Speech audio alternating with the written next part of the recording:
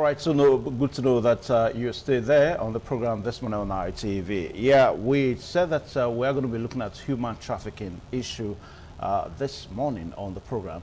And of course, it's one big major problem in our country that a lot of us, we kind of shy away from it. Now, recent publications released shows that more than 50% of young girls are being trafficked, you know, from various parts of the country to other parts of the country in Nigeria alone, let alone other parts of the world.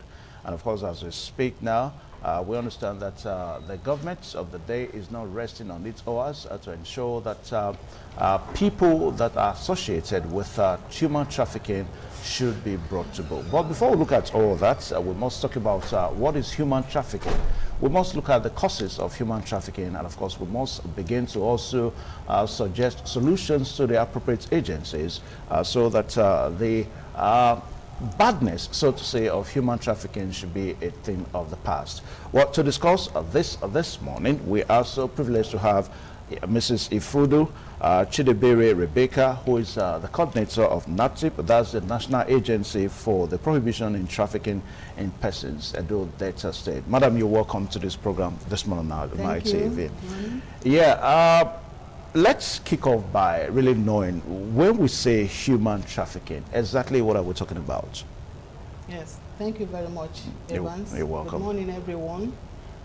Human trafficking, simply put, is the transportation, the harboring, the transfer, the receipts through deceitful means of people for the sole purpose of exploitation. Okay.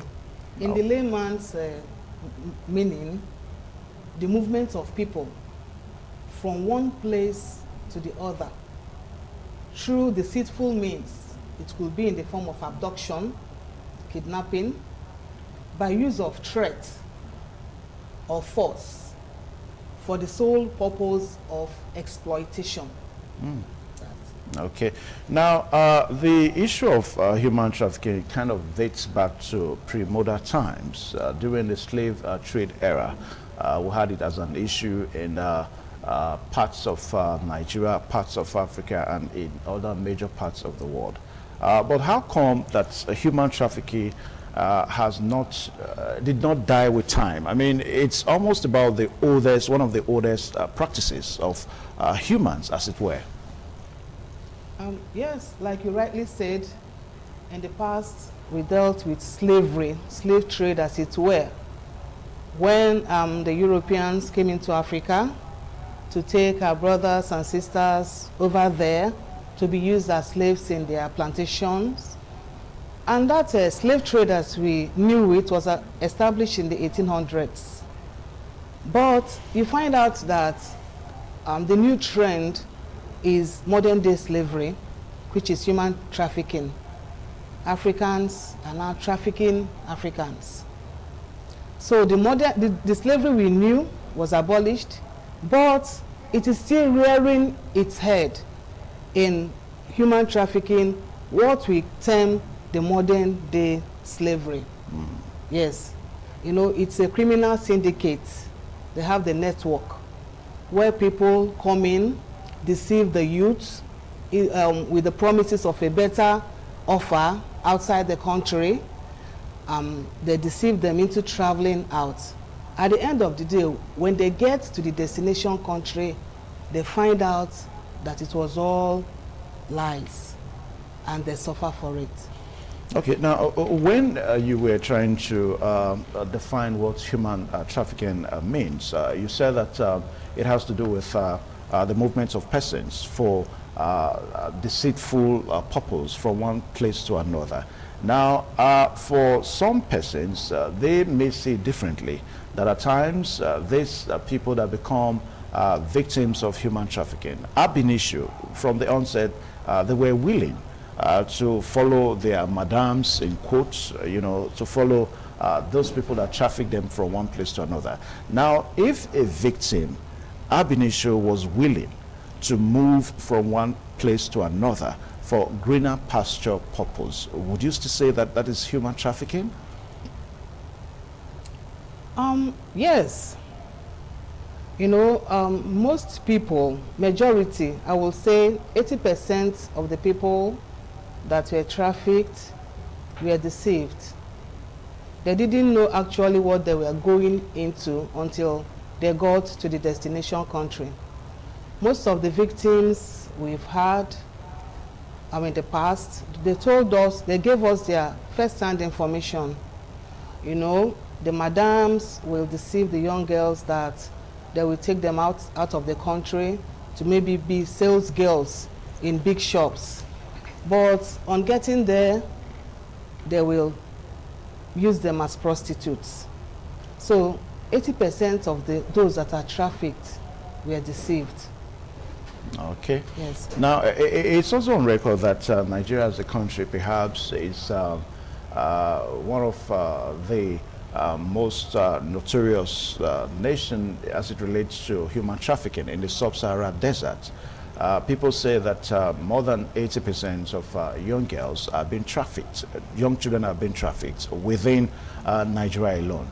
Now, what do you think is responsible for this? Because the way it seems to be in Nigeria, we don't have it in other African nations like that. Or how come Nigeria's index case seems to be on the high side?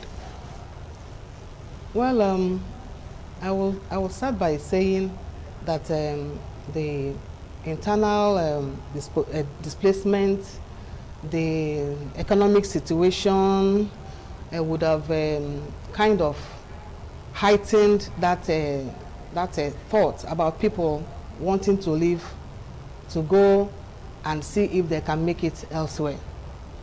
You know, some of the causes of human trafficking, we could say poverty. You know, when people are poor, they tend to engage into a lot of nefarious activities, and the human trafficking is one of them. Are you saying that the poverty index in Nigeria is maybe higher than some other nations? Is that what you're saying? The economic situation, that's how I used it. Economic situation. Then you talk about, apart from poverty, another cause is greed. You know, many people are greedy for more money. So they don't care how they get that money. So most people also who are there is out of greed, because there are some people, it's not as if they are very poor, but that is the trade they have chosen because it yields high income, low risk business for them. Very high income, low risk business for them. So they engage in human trafficking. Okay, let's get it down now to more domestic, situation. In the country, I don't know how correct that may be. You are the expert in this field. Maybe you correct me or not. Now, it is believed that there are certain parts of the country that you have more people being trafficked from that part of the country to other parts of the country. Take, for example, it is believed in the local parlance that people from the east, children from the east, women from the east, young children from the east, seems to be more trafficked from the eastern parts of the country to other parts of the country. If that is correct, what do you think is the major cause? Because we are looking at Nigeria as an entity now. A while ago, you said that because of the poverty index in the country. But how come a certain part of the country seems to do it more as against other parts of the country? Is it in terms of what type of, you know, there are different types. Some areas, you could say maybe in the eastern part, most of the children there are being trafficked for child labor. Yeah, that's yes, what I'm saying. Yes, I said yes. It's on record that in the eastern part, it is believed. That's why I said that. I want you to also correct me to say that no, that's a wrong impression. But the belief in the popular parlance, local parlance, is that eastern children seems to be more trafficked than other children from other parts of the country. Is that correct? I wouldn't. It's not entirely correct. The internal trafficking goes across board now. It goes across board, but you will say that in some eastern parts, the people there are more ready. You know, they give out their children more willingly than other parts. Other parts of the country for financial gains. I will say that. And we even find situations whereby some women are believed to even give to birth to children for this reason? Like I said, poverty, because many people in some areas where you have some mothers that give birth to many children, you know, and some of them, their husbands are dead, maybe widows, you know, leaving them with so many children, and no help is coming forth. So you find out that such families are more willing to give out their children than the ones that can cater for their children. Yes. Okay. So what you're saying is that the major cause, the root cause of human trafficking in Nigeria is poverty. Poverty, I said greed, then displacement. You know, sometimes you have the ecological displacement. Some people, due to maybe an act of God, flood, you know, they are displaced from their own community. They tend to move from their own communities to other places where they will feel safe. Yes, even in the northern part of the country where there's unrest, if you check even within our environments here, many of them have moved from that place down to where we are now. Okay. Now, let's look at the effects before we begin to look at what government agencies are doing in Nigeria to ensure that they keep this ugly trend at, you know, in control. The effects of human trafficking, no doubt, is very, very devastating for the victims and, you know, for us as a nation, for our social well-being. But again, what do you think is the major effect to a nation like Nigeria? Let's take it up from there. You know that the victims of human trafficking, our work centers around them. They are at the receiving end. The victims of human trafficking, like I said, are at the receiving ends. And the effects of human trafficking on them, like you said, is devastating, is dehumanizing. You know, most of them, when they tell you their stories, the gory stories they came back with, you'll see how dehumanizing the effect of human trafficking can be on the victims. Then apart from that, you know, most of them, when they take them out, especially the ones that are used for prostitution, they come back with a lot of psychological problems. They come back with diseases, you know, and most of them did not even come back because they died. Human trafficking, another effect is death. A lot of our girls are buried in shallow graves outside the country. Many of them in sub-Saharan African countries. We have the stories of, you know, one that readily comes to mind. One girl, I will use her name as Queen because she said that was what she was called. And they told them they were taking them out of the country to be as sales girls in a big shop, you know, and they found themselves in Mali and they were asked to do the prostitution. They begged them to bring them back to Nigeria, and the traffickers refused and subjected them to prostitution, you know. So the girls said that after like 2 months, one of them got tired of it all, you know, and the trafficker shot her dead. And that one was just taken out and they didn't know what happened to the corpse. So a lot of these, the parents of these children that went out may be waiting for them to come back or place a call to them, but it will never come because a lot of them have died over there. Now, is the government aware of this situation in Nigeria? Are you sure the government is aware? Of course. Okay, the government is very aware, and the government has put in place a lot of things. Establishment of NAPTIP is number one.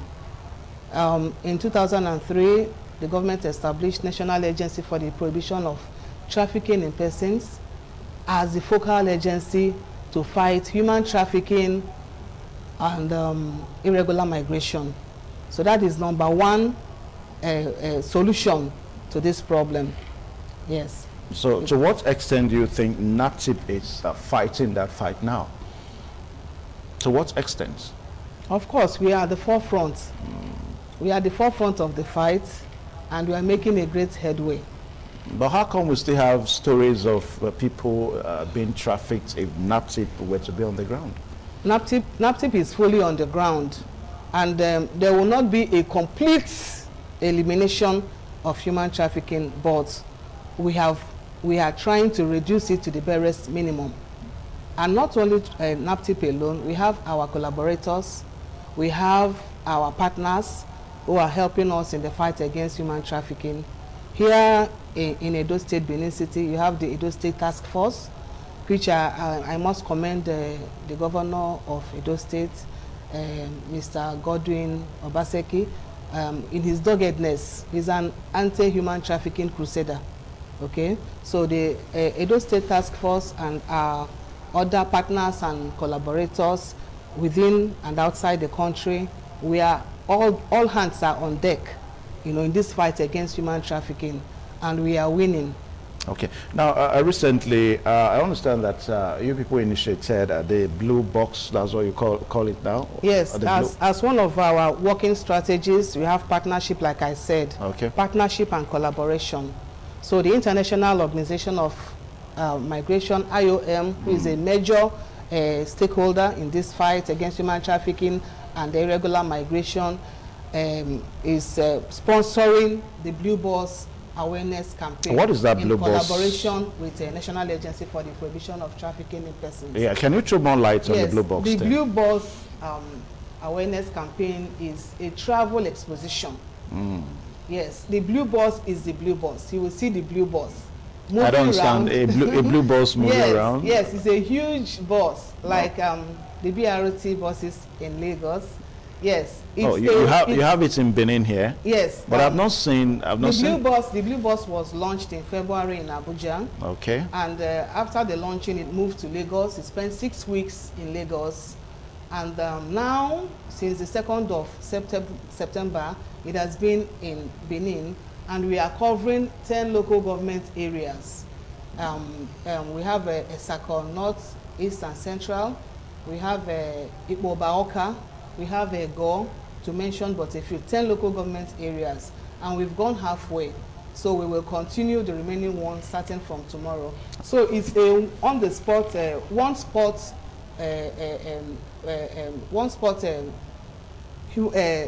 fight against human trafficking, because one-spot campaign strategy. Campaign strategy. Yeah. Because in that bus you have the counselors who are there to attend to victims or returnees, and even potential victims and potential migrants.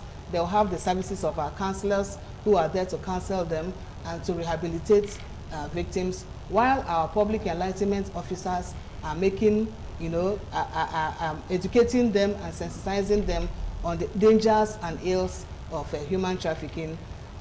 You know, we have covered 5 out of the 10 local government areas. And when we are done in Edo State, the Blue Bus moves to Delta State. Why are you restricting the campaign strategy to 10 local government areas? I mean, there are 18 local government areas in the state.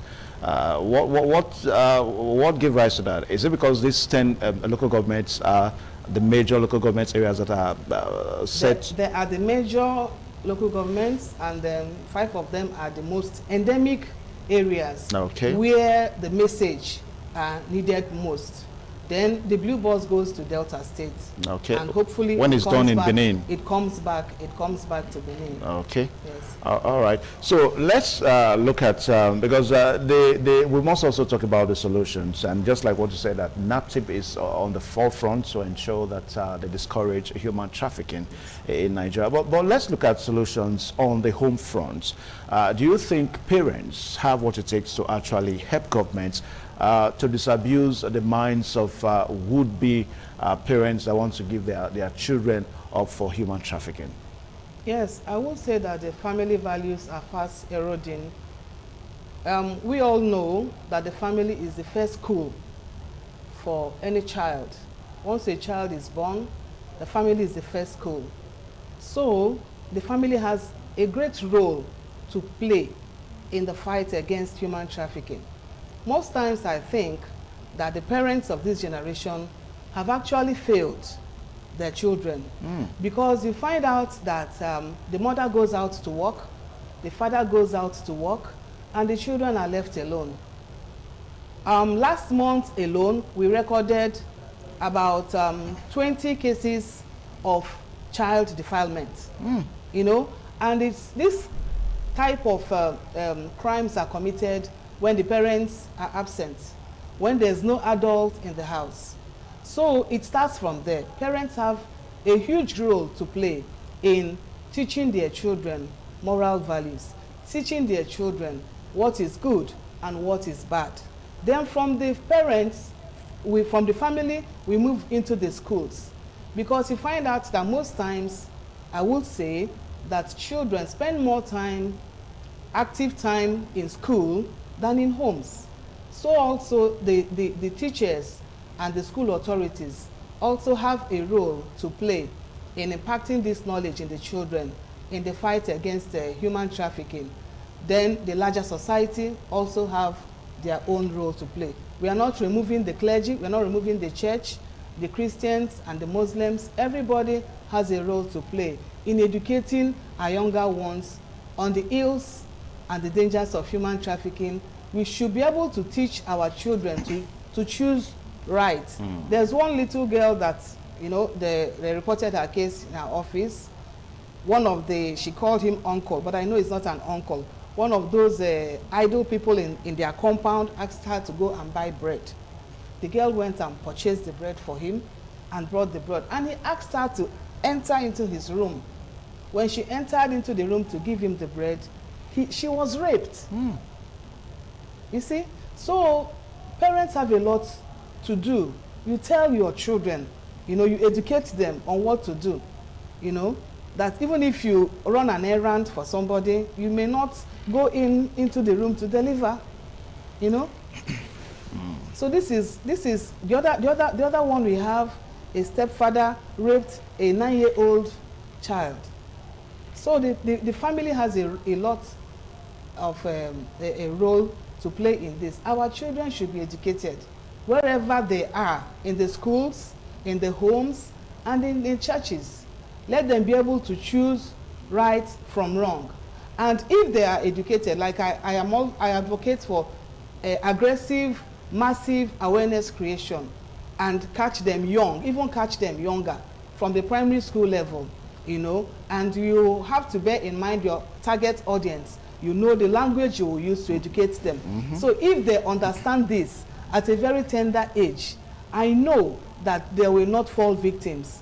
When those traffickers come to them and start selling those things to them, the bells will ring in their minds, and they will say no. And they will not be easily deceived. Okay? All right, beautiful talk there by Mrs. Ifudu Chidebere Rebecca, who is the coordinator of NAPTIP, Edo Delta State. NAPTIP, National Agency for the Prohibition in Trafficking in Persons. And of course, she has told us about the Blue Box. The Blue Box, according to her, is actually a caravan of campaign strategy. So when you see the Blue Box in your locality, in your society, you should know that this Blue Box is meant to educate you by NAPTIP about the dangers of human trafficking. A very big thank you. And the slogan of the Blue Box, I'm wearing the shirt. Yeah, you don't know. Shine your eyes. All right. So shine your eyes. All right. We want our youths to shine their eyes. All right. Let them be wise. When they come to you to tell you, you know, I always tell them when we go out on talks, I always tell them there's no free lunch in Freetown. Somebody will approach you and tell you that I want to take you abroad. I will pay your travel expenses. I will pay your accommodation over there. Yeah. You know, and I will get you a job at no expenses from your side. All right, thank you. Because of time, because my co-anchor is waiting in Abuja. Jide Ojo is on the standby for his segments on the program this morning on ITV. A very big thank you, madam, for finding time to join us this morning. Thank you so much. On the show. Thank you so much.